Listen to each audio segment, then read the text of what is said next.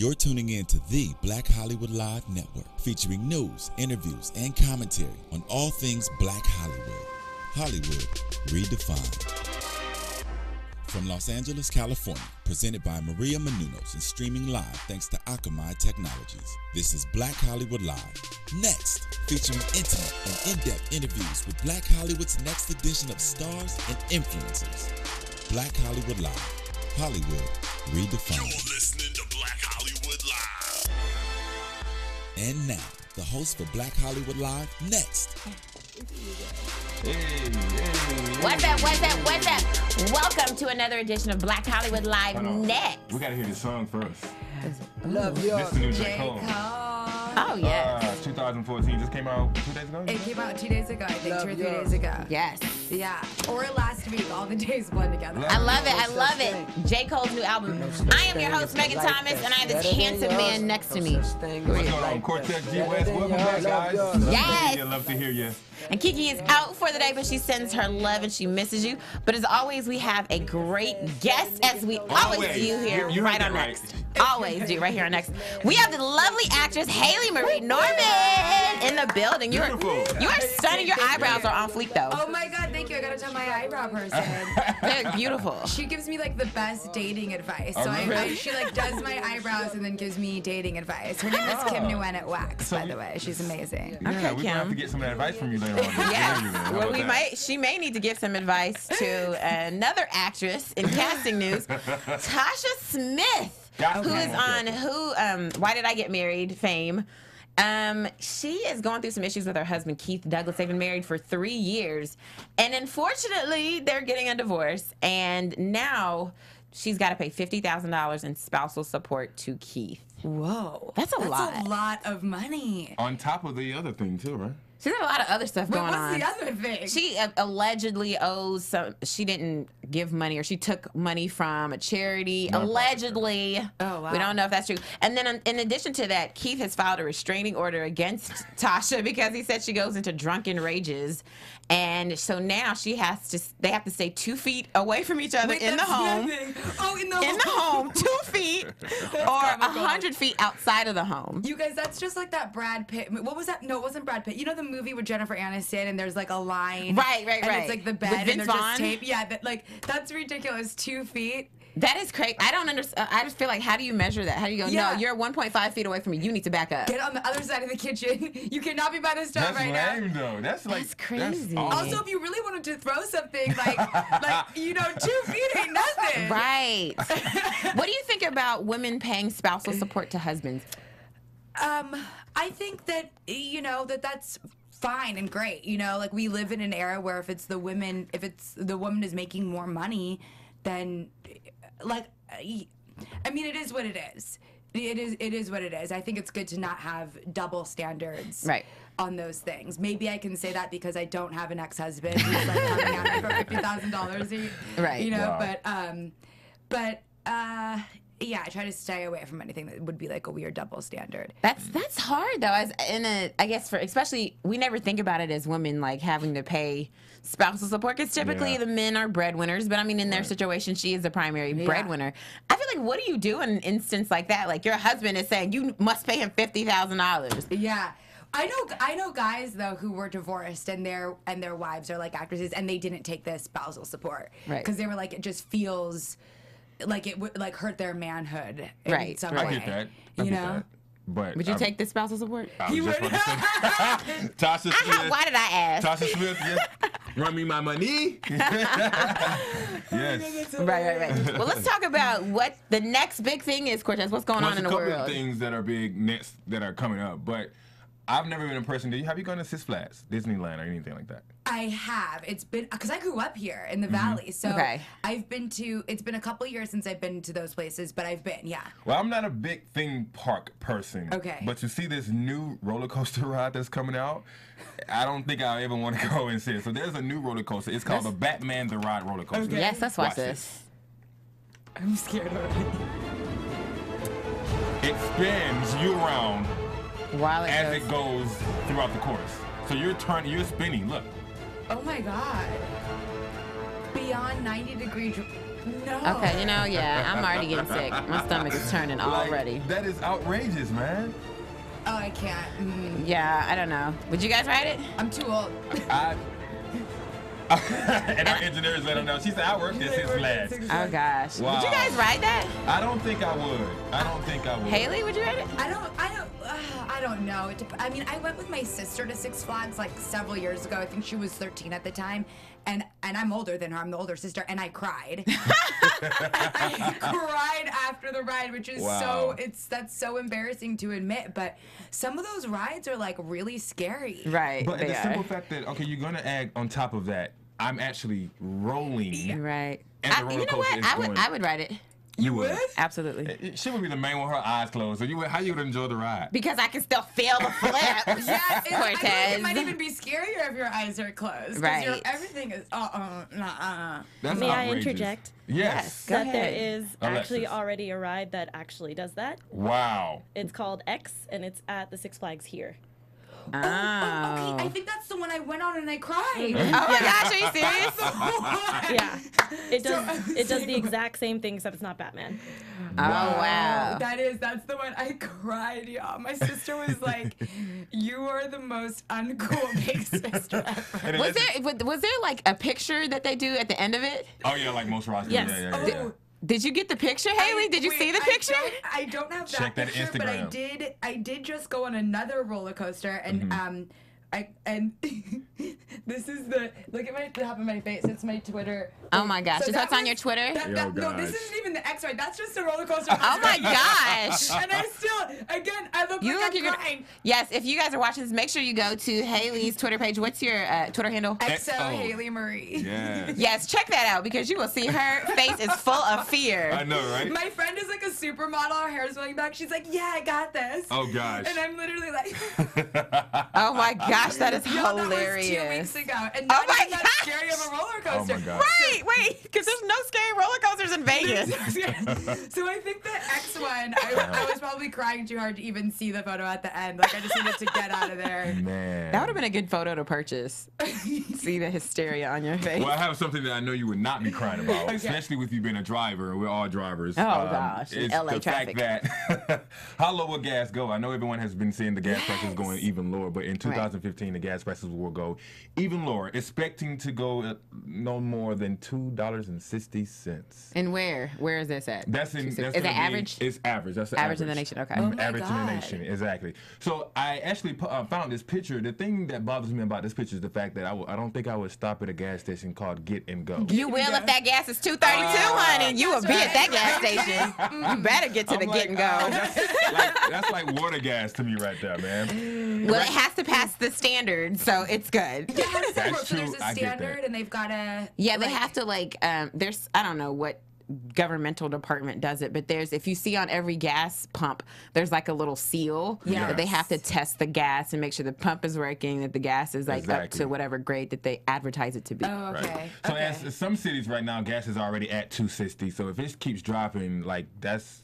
Wait, what do you mean? I just got some gas for $2.49 in LA. did? Yes, girl. But see, I had to couple with my Ralph's rewards that you get from the grocery store, and I had to buy a $6 car wash. So then it reduced the price to $2.79. Does not count. She had to get a car gosh, wash. man. She had to get But Ralph's rewards. this is stuff that I had anyway, and I needed a car wash. So I was like, hey, it works. The only thing is, this will be the main problem as these prices keep going down. This is going to be the main problem, which is guys crowded gas stations. Do not get in any fights. Do not get out your car and pop the person that could not get out of your way, Right? Because they broke in front of you. But that's just outrageous. But gas prices from last year actually it's going to be between 50 and 75 cents lower than last year. That's good. So is this only for gas? Like, I wonder if it's for, because they've been talking about how rent is like going up really high, and like we're not making more money, but the cost of everything else is going up. I wonder if this is going to be a whole like economic overturn. I wish. I feel like no, because property taxes and the price of property always appreciates versus like cars. Everything else goes lower. Sure. So I feel like the rent will continue to be they're saying too high. that U.S. production is strong, the global demand is weak, and in over a year, Americans could save around $100 billion.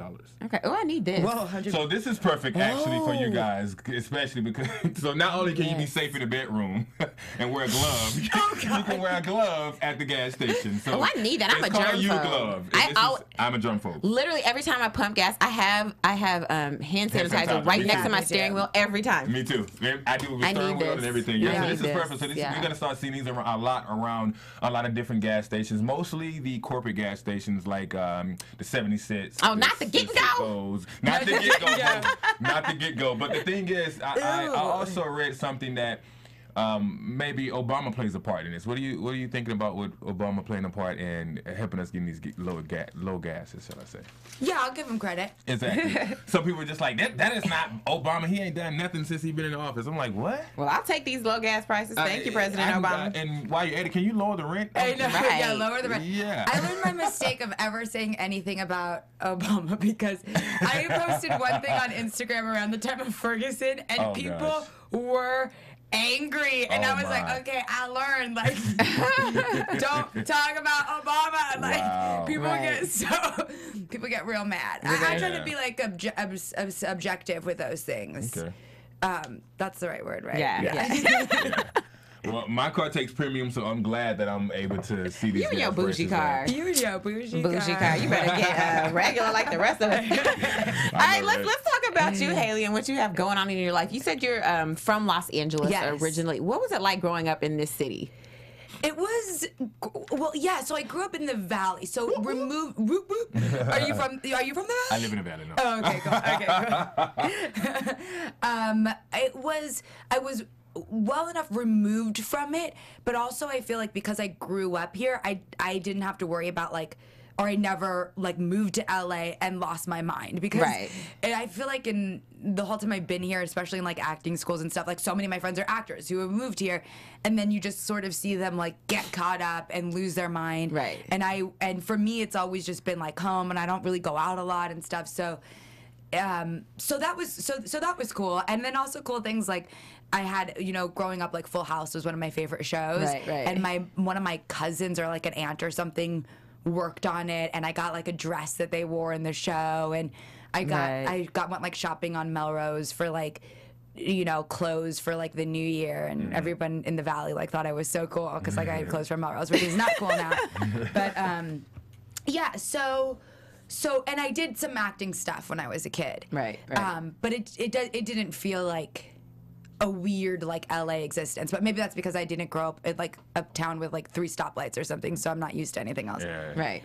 That makes sense. Yeah. It didn't feel too glamorous, but now looking back, I'm well, I guess it's LA, so. Right. So what's your ethnicity? So my mom is Russian, and my dad is black. Oh. So I'm Russian and black. Do you speak Russian? I don't speak Russian. I wish I did. I need to get that. Well, now there's apps and stuff you can download. Right. I really want to learn how to speak it because it was my mom's first language. Right. Mm-hmm. So I wish that she had taught it to my sister and I. But when you hear certain things in Russian, though, do you have that kind of understanding? If you heard certain words, you kind of okay, I kind of know what they say, or is it completely I don't know what you're talking about? For the most part, it's the latter. Okay. But there are a few moments that I pick up, and we have some different traditions and stuff. We do Russian Easter, which is on a different day. Oh, nice. The Russian the Orthodox cross looks different. So I was just around some different things when I was a kid, culture-wise, and some different foods and stuff. What's your favorite Russian food? Well, I've been vegan for 5 years. Yeah, I've been vegan for 5 years. So I haven't veganized any Russian food. So it's been so long I wouldn't even know what to say. Because you can really veganize any food. But, right. And my mom is a great cook, but we haven't cooked any Russian vegan stuff. But I love that you said that because I want to try. So especially now you're around the holidays. Yeah, go home and cook up something. That's dope. Yeah. Well, for all you Black Power people out there, what you don't know, I'm gonna school you real quick. She's one of the original face of the African American Barbie. Yes. And you were on the briefcase number 25. Yes, right? I Deal was or on No Deal or No Deal. Yeah. How was that? How surreal was that? Well, first of all, let's talk about you being the face of African American Barbie. Yeah. Like, come on, that's amazing. Like, were you in the ads? What does that mean? So when it you're the was face? when they like draw the Barbie and when they sketch a lot of stuff, I would be the girl that they would model it after. But I was also on the box of like every Mattel toy cool. ever, which was really cool. And yeah. And How old were you? God, I must have been like 7 to a little bit later in life. I first got discovered by Cindy Crawford when I was like a young kid. I was at this restaurant in Malibu, and Cindy Crawford like came up to my parents and was like, "Your daughter should be a model." So I started just doing like print work and stuff when I was a kid, and I always loved it. My parents were always like, "You don't have to do this if you don't want," but I really liked it. What was the other question? There was a part. Deal or No Deal. Deal or No Deal, yeah. Yeah. How was that? That was, you know what, I really loved doing that because it was my grandma's favorite show.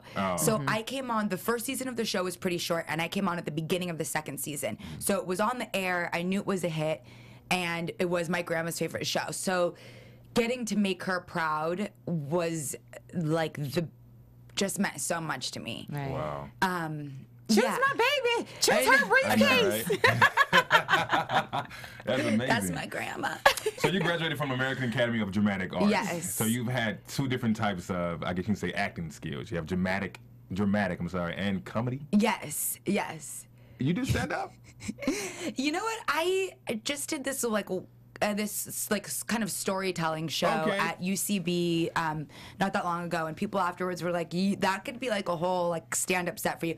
But I have a lot of friends that are comedians, and I totally respect. I'm like, I don't know how they do it. I'm too scared to be to do stand-up. Well, what type of acting do you like the most? Is it more dramatic, or you like comedy? I like drama and comedy. Okay. And for comedy, I like I like a lot of like more like alternative, like weird comedies. But I also like single camera comms, and I also like some multicam shows. I love multicam shows actually, which is like not the cool thing right now. Right. But so I love all different types of comedy. I started off doing drama, and then now I do comedy. I love doing sketch comedy, and I love doing improv. Oh, okay. So that's what I was going to ask. Sketch is like, I love sketch a lot. Yeah. Do you have a character, like your typical go-to character for sketch comedies? Well, because it's a very, it's still a very like white industry and stuff, like going to like my more like ghetto, like ratchet girl is like always a go-to because they need someone who can play that. Right. Yeah. They need someone who can do that, and but I have some more like weird characters that I work on. Like I have this old man, like ridiculous, like ex-Broadway star, and I had to do an ex-reality show girl. I prefer original characters over impressions. Right. Okay. More. But yeah. Nice. Yeah. Well, let's talk about some of your acting jobs. So you not only act, but you've co-produced a web series called Hello Cupid, right? Yes. So what is that about? Because it's about online dating or something like that, right? Yes. I saw it, by the way. Yeah, tell us about it. You've seen it? Yeah. Oh, cool. I love it. Tell us, like, how did you come up with the idea for it? Okay, so Ashley Bain Featherson and Lena Waithe co-created the show, and they brought it to Black and Sexy. And I had done this like reading at CAA, which is how Lena, the writer, and I knew each other. And so she wrote it with me in mind and was like, oh, this girl would be, great for the show. Right. So, and asked me to do it. And I thought I was coming on board for something that was going to be like maybe a couple months. Like the internet is amazing because the fans on there are so loyal. Like there's just so much stuff that isn't on network television that people want to see. Exactly. And I mean, I had been a big fan of Awkward Black Girl. Yeah. So I knew, but I didn't really know until I was on this show, and now it's been like 2 or 3 years or something, and we've got this like awesome fan base, and we've gotten so much from it. I was like, I literally just thought this would be like a couple episode fun thing. I had no idea. So it's about two girls who start like a social experiment with online dating. Ashley's darker skinned, and so she feels that, or she felt in the show that she wasn't getting responses from the caliber of men that she wanted to, and she was wondering if it was because of her skin color. So then she swapped out her, and I was like, no, girl, it's because of your profile is boring. Like, change this, change that. Listen to me. And she ended up just swapping our pictures. And then Yeah, and so to see like the different guys that respond when it's a lighter skinned girl versus like a darker skinned girl, and even just having those conversations with Ashley when we were rehearsing or whatever was like infuriating, because the stories that she would tell me that people would say to her because she's darker skinned, I mean, it's just so, it's gross. Like, it's just crazy. Right. It's real. The brown paper bag test is so real in this country. So real. Have you ever? You were in this situation, you're the light-skinned girl. But have you ever been in a situation where you're the dark-skinned girl, you're the token black person, and you're like, oh my gosh, are you really saying this to me now? I mean, again, it's LA, it's Hollywood, I'm in the entertainment, it's often, like, I'm that friend where, like, a lot of my friends call me, bless their hearts, it's really cute, actually, and they're like, is this racist? Or like, did you know Iggy Azalea was white? I'm just supposed to like know all these things because I'm black. You're like the black expert. I am the black expert. Right. Yeah. So I'm definitely used to that. But also being mixed has been interesting because I've gotten, hate for that. Right. So. Whatever. I don't know. It's just, it's need to love each other more. I mean, come on. Right. Come on. So you also have a small role in the new movie that's directed by Gina Prince Bythewood, which I love, Beyond the Lights. Yes. What role did you play in that movie? Very small role. Gina was a fan of mine from the web series Hello Cupid, and so they called me in and were like, "Can you do like a day on this on this thing?" And I was like, "Yeah, you're Gina Prince Bythewood. I'm a huge fan of yours." Right. The script is beautiful. Yeah. It's such a beautiful movie. Gugu Mbatha is just great in it. She had been attached to the project for like 2 years. Like, her and Gina, I guess, have known each other for a long time. So, so I just did a little fun cameo in it. I wish I would have known before I watched it. I really loved the movie. The movie was amazing. If you're a fan of Love and Basketball, you'll love this movie as well. Yeah. It's a great movie. Yeah, you have to go see it. Get your life together. You gotta go see it. Get your life. All right, so right now you are in a movie that just came out. Yes. It is written and directed and stars Chris Rock. Top 5. Yes. This movie. It's the bomb. I will tell you this. I saw a screening for this before it came out, and I was like tweeting like, everyone needs to go watch this movie. It is amazing. It is so funny. We actually went together. We laughed, and I have not laughed in a movie out loud in so long. Oh, that's awesome. And so tell us about what your experience was like on set for this movie. It was crazy. It was crazy in all the best ways. Because first of all, when I auditioned for this movie, I had auditioned for it like months before. I had auditioned for it, I guess, in May. And I had just worked with Cedric the Entertainer on The Soul Man, on his show The Soul Man, and I was just such a huge fan of this project, and I was like, I want to be involved with it, but I didn't hear anything, and normally, I mean, it's like you got to work really hard, you prepare really hard for these auditions, you go in the room, you do your best, and then the next part of your job is to forget. To forget it happened. Because otherwise you're like driving your agents crazy, you're driving yourself crazy. Right. But there was something about this project that I kept going back to my agents and managers and being like, well, what happened? What's going on? Can you guys call? Did they? Who got it? Who got this role? And they just kept being like, they said we don't know yet. Like, it hasn't been cast. It hasn't been whatever. So I asked them about it so many times. 2 months later, I get an email that's like, they need you for a call back. Like, Vicky Thomas, who is, I like am obsessed with her as a casting director. Like, she's such a great casting director. They needed to see me like that day, and I was on set shooting another show. And so I was like, well, what? Oh my God, what do I do? I'm on set shooting another show. And luckily, production for that show, it was a CW show, let me out so that I could go to the callback. And we had been shooting in a zoo, so I was like, I'm going to this audition. All I have time to do is like change into a dress. And I had been playing a park ranger in the CW show, so I had, which is a really cute show. It's called LA Rangers, and I'm like the female lead in it. Oh, nice. It's such a cute show. It's really great. I like it. So I was wearing like, a park ranger hat or whatever. So I'm like, I got this hat hair. I'm smelling like a zoo because I was just shooting in a zoo. Right. So I showed up, and luckily I still had like all my lines memorized, and I could hear Vicky Thomas like getting off the phone with Chris Rock when I walked in, and she called him like Chris, and I remember just being like, She called him Chris. And then I was the only girl there, so I was like, am I the only girl in this callback? Like, why is someone else here? Like, what does this mean?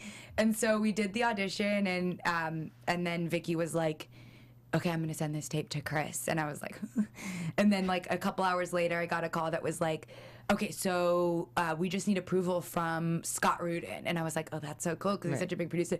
And then like an hour later, I got a call that was like, you need to be on a plane in an hour. Oh. Right. Yeah. And so I just like rushed on the plane. So it was this crazy thing where it was like 2 months of me being like, I guess I didn't get it, to like get on a plane right now. Like come and reread for this and get on a plane right now. That's amazing. Know, right? Yeah. And so, and when it came to this, I'm not going to give it away because I want people to go watch and see your amazing performance. But you do a couple of risque things. Yeah, girl.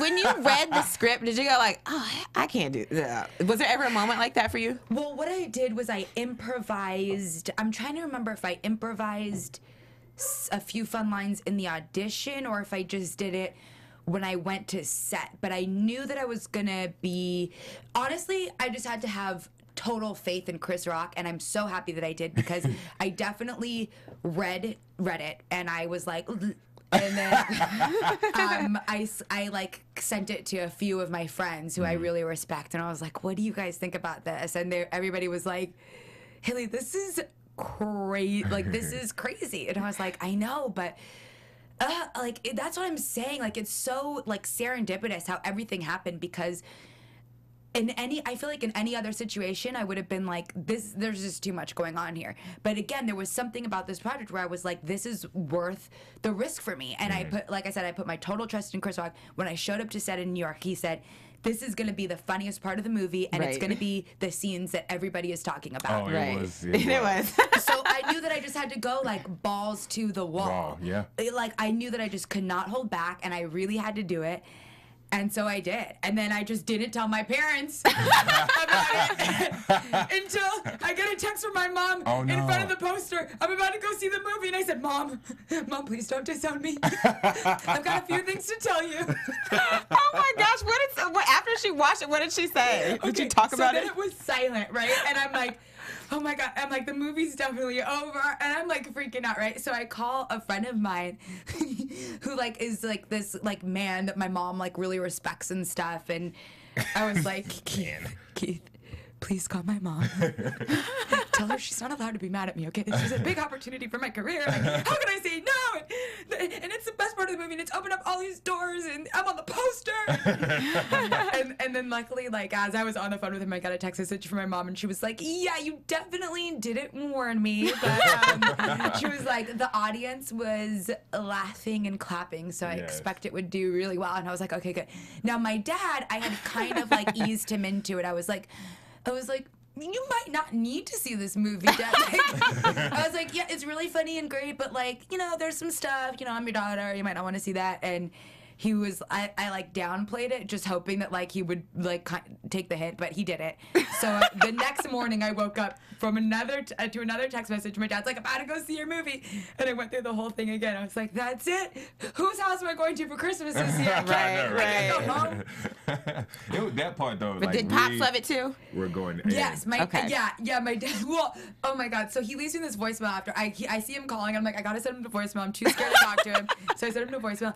And the first things are like business things, like nothing to do with the movie. Like, don't forget to do this. Number 2, and I was like, oh shoot, man, he hated it. And then number 3 was like, I saw the movie. We love and he liked it. That's good. Right. At least they know that's your talent. That's your career. It's nothing like you're doing it for real. You know? Exactly. Right. And I almost think it's better that the wig is great for the character. There was like this weird ego part of me that was like, well, I'm in this big movie and no one's gonna recognize me, but I know that that's just ego and like the wig is right for the character. But even now, from like a career standpoint, I'm like, I think it's great too that like it's so that I am wearing the wig because it does really like. People identify me so much with my hair. Right. So I think it also really helps hammer home the fact that like this is an acting role. Right. And that's if somebody approaches you, is like, I saw what you did, Hayley. And you be like, no, that is a character. That wasn't me. It's a character. Did you know who you were doing the part with? Did you know who Carly Rae was before? So I showed up to set the day before her, and I thought they were saying Carly Rae. You know who sings that song like Friday? Like she's like, I'm happy it's Friday or something. She's like you know, a kid. She's like a kid. You thought it was her? For an entire day. Oh, my God. And I I'm real confused. Okay. Trust in Chris Rock. Okay. Yeah. So, yeah. Did you know who she was? Did you know who Carly Rae was? I've never seen the show. Oh, Okay. wow. I've never seen the show. Hip-hop Atlanta. Yeah, Yeah, it okay. sounds wild because It now is. I've asked you about, and it's like it sounds really wild. Nice. Well, it was a great movie. So top 5, make sure you guys go and see it. It's in theaters now. Yes. But so you're also a fan of Blaxploitation. I can't even say that. Blaxploitation movies, Yes, girl, right? you killed it. That's how you say And you it. love Pam Grier. Why love the Pam obsession with this genre? I can see that. I actually can see that. Pam You should Grier. play her. Yeah. You guys, that is a life goal of mine. That's a bucket list thing. I would love to play her. I love Blaxploitation films. I love that they're like the grittiness of them. I love the storylines. I just think that they're so entertaining. Like I find myself watching Blaxploitation films and I'm not like on my phone. You know, now we're like, but with Blaxploitation films, I'm like, I just love them and they're wild and I love the strong female characters and that's why I like love and identify so much with the characters that Pam Grier played because she wasn't just sexy. Right. And I feel like there's like this thing in the world in general where it's like if you're a sexy woman you can also be funny or smart or strong or whatever, but she was very sexy but you knew you couldn't mess with her. Right. And she was a strong independent woman Yeah. who laid it out on the line and just happened to look like amazing while she did so. Right. Still does. But and was tougher than all of her male counterparts. And so I feel like we don't really have those types of roles today anymore for women. Like, I mean, there's some with like the Right. Lara Crofts and this and that, but I haven't seen a black woman play one of those roles. Right. And why not? Where is that? Why don't we have a strong black woman playing a real kick-ass action hero type of role? Right. Like, that's a problem, and it's missing from Hollywood. And so I guess that's why I go back and watch these Blaxploitation movies because they're not being made anymore. Right. So if I want to see a black woman be strong, I gotta go watch a movie made 30 years ago. Not right. We gonna fix that today. She leaving that microphone. Not right. Not right. So you've been a vegan for 5 years, right? Yes. So I read in a old interview that someone asked you like, if someone was considering being a vegan, Yes. you know, what would you say to them? And you replied, just do it. Yes. I wanted a little bit more. I said, no, give me a little bit more. I need to know why you want me to be a vegan. Why I should consider being a vegan. Because of I have to say that since I've become vegan, I've become a much happier person because it's so easy, especially in this town, in this business, to be so centered on you and to think that being a vegan has opened up my eyes to like I care about. There's so many more issues that are so much. I mean, in every sense, really with every issue, you can look at that and be like, I'm so small compared to all this. But the factory farming is destroying the environment more than all the cars, trains, planes in the world together. Like factory farming is destroying the environment. I'm also just a huge animal rights person, and the way that they treat these animals is so different from how they want to make it seem on these commercials with like the happy cows or and it's also the government lying to us. The government, and there's a lot. I don't want to. I was going to say something about like Republicans, but I guess. But well, Ashley, what's her name on Twitter? Capricorn Ashley. There you go. She said that. Well, I read your interview and I wanted her to really give me a reason, of being vegan. So there you go, Capricorn Ashley. At Capricorn Ashley. Yeah. So what projects are you working on right now? I mean, outside of acting, for like independently yourself. Okay, so I have a writing partner. We are developing a pilot right now with my manager, so I'm really excited about that. I've got another movie coming out called The Do-Over. I'm about to shoot a movie at the top of the year called Slay the Date that I'm really excited Come about. on, working girl. Working Right. Girl. Yes. I feel like that could be the name of my Blaxploitation movie.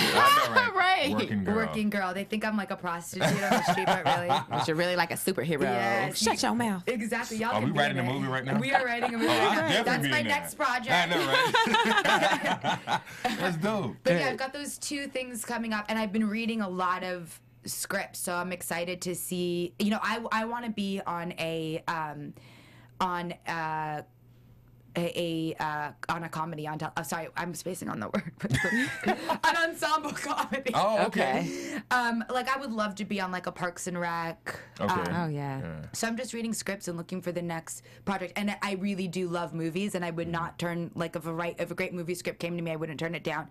But I really want to be on a network television show. That's dope. So what's the next thing that after top 5? Like, what are we gonna see you in? Or so I guess Slay the Date. I'm shooting that, so that's gonna be like at least another year. So this movie called The Do-Over, and then I shot an episode of one of my favorite shows called Comedy Bang Bang. Oh It's yeah, such a great show. That is a great show. It's so good. On IFC. So that is gonna air probably around March, I think they said. Okay. I play the tutor to Scott Aukerman, and I'm David Allen Greer's daughter in it. Okay. And so those are some projects. nice. Well, there you go. I'm gonna be looking for it because I actually like you on Soul Man. So yeah, with You're so Cedric. funny. Yeah, I know, right? So where can we find you on all social media right now? So my Instagram is hips, lips, and fingertips. Oh, that's so dope. I love it. I love it. Say it again. Hips, lips, and fingertips. Boom. You saw that? That was like a commercial. Instagram. And what about your Twitter or your Facebook? My Twitter is XO Hayley Marie, and Hayley's HAYLEY. Good job. Yes. People will still spell it wrong even when I spell it. I'm like, no, it's Hayley, HAYLEY. They're like, and I'm like, that says HAL. Or HAI. HAI. Wow. And where can we find you, You can find me Cortez? on all social media as well as Cortez G West. Make sure you also support us by following Black Hollywood Live on BHL Online. You know, we, like I said before, we're not big on fans, we're big on supporters. Right, and you can always find me, Megan Thomas, on Facebook, Instagram, and Twitter at Meg Scoop, like scoop of ice cream. Until next time, happy holidays, y'all. Happy holidays. Bye.